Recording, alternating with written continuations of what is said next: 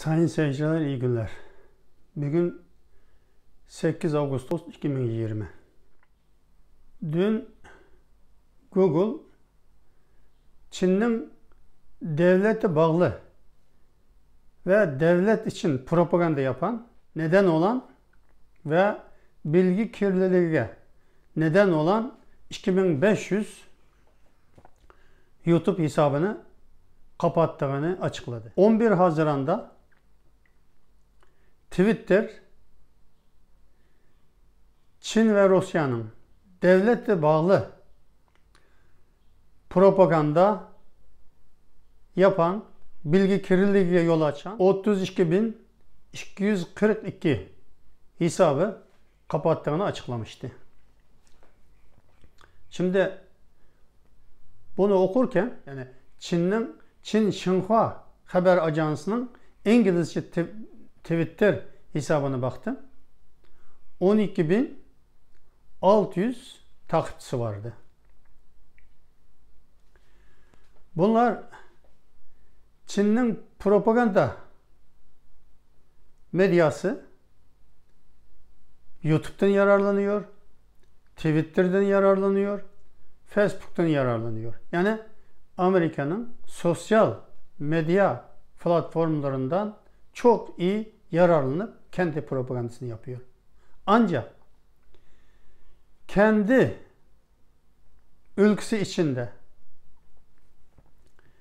Twitter'ını yasaklıyor, Google'ını yasaklıyor, YouTube'unu yasaklıyor, Facebook'unu yasaklıyor, tüm sosyal medyayı yasaklıyor. Onunla da kalmıyor. Yabancı ülkelerinin tüm internet sitelerini yasaklıyor. Demokrasiden yararlanarak demokrasiyi urmayı çok iyi biliyor. Kendi halkının, kendi toplumunun bilgiye ulaşmasını, dünyaya ulaşmasını yasaklıyor. Ve birçok uygulaması casuslukla şüpheleniyor. Mesela Amerika, yani Beyaz Saray açıkladı ki TikTok, Douyin, WeChat uygulamaları çok şüpheli ve tehlikeli olduğu için Amerika'da kullanmamak için girişim başlattı. Hindistan TikTok, WeChat dahil 59 uygulamayı kesin olarak yasakladı. Amerika'dan daha önce Hindistan kesin karar alarak Çin'in tüm uygulamalarını yasakladı. Nedeni ise casusluk, bilgi çalma, teknoloji çalma. Hindistan gene önceki gün 54 üniversitenin Çin üniversiteleri, yani Çin'in Çinhua Üniversitesi dahil 54 üniversiteden olan ilişkisini gözden geçireceğini, yani bu ilişkini yasaklayacağını açıkladı.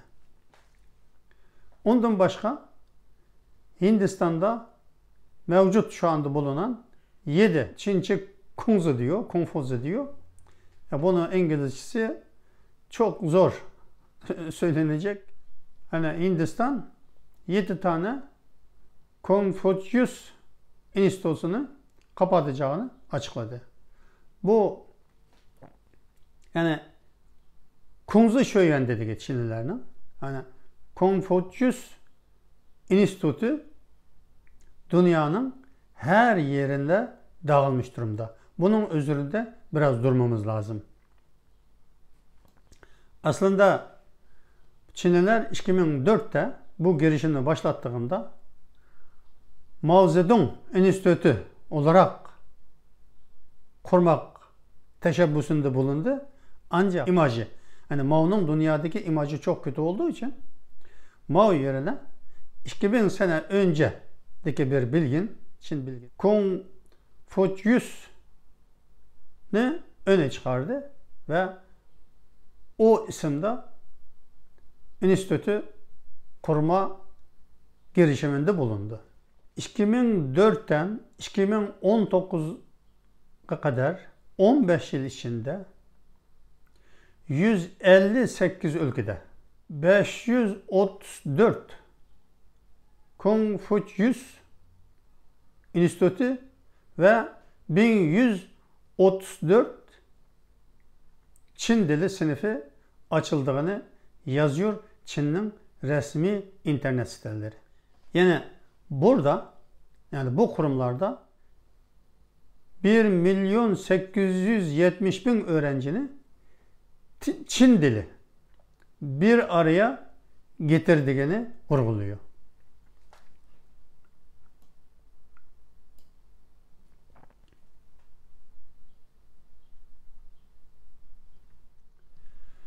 Amerika Birleşik Devletleri'nde 110 Konfüçyüs İnstitüsü kurulmuştu.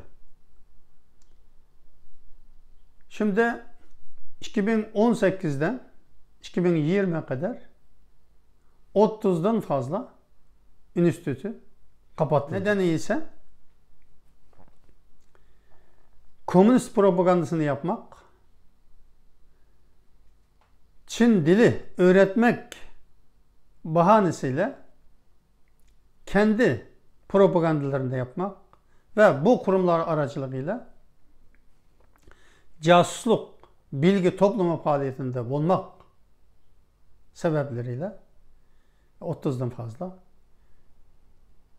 Konfüçyüs İnstitüsü'nü kapatmış oldu. Maryland Üniversitesi 2004'te ilk olarak Konfüçyüs İnstitüsü'nü Amerika'ya getiren ilk üniversiteydi. Ağustos'ta, yani birkaç gün önce kapattığını açıkladı. Chicago Üniversitesi ise 100'den fazla profesörünün imzaladığı mektubuyla Konfüçyüs İnstitüsü'nü kapatmak zorunda kaldı. Çünkü oradaki öğretmenler bu kurumun Amerika'ya yararı değil, zararı olduğunu, Çin Komünist Parti'ye propagandasını yaptığını, orada casusluk faaliyetleriyle meşgul olduğunu bildiği için bu enstitüyü kapatma talebinde bulundu ve 100'den fazla öğretim üyesi imza koydu. Böylelikle üniversitede kapatmak zorunda kaldı. Böyle misaller İsveç'te, mesela İsveç'te de ilk Konfüçyüs İnstitüsü'nü kuran bir ülke ve 2015'te kapattı. Kapatma nedeni de aynı. Yani casusluk faaliyetiyle meşgul olmak. Şimdi Kanada, Avustralya, Avrupa'daki birçok ülkelerde arka arkada kurumları kapatacağını açıklamaya başladı. Bu Konfüçyüs İnstitüsü İngiltere, Almanya, Fransa'da daha yoğun faaliyet gösteriyor. Mesela Fransa'da 1814'te kurulmuş Doğu Dilleri ve Kültürü Enstitüsü var. Orada o zamandan beri Çin dili ve kültürü öğretiliyor. Ancak Çinliler Fransa'da 18 Konfüçyüs İnstitüsü kurdu ve bağımsız olarak kendi yönetmek istiyor. Kendi öğretmek istiyor. Yani bu 1814'te kurulan bu Doğu Dilleri ve Kültürü Enstitüsü'yle işbirliği yapmakını reddetti. Yani amacı bağımsız olarak kendi bildiğini yapmak. Yani paranı vermişken, çünkü parayı Çin Komünist Partisi veriyor. Bunlar da orada Çin dili, kültürü üretmekle kalmıyor. Çin Komünist Partisi için istihbarat bilgilerini topluyor.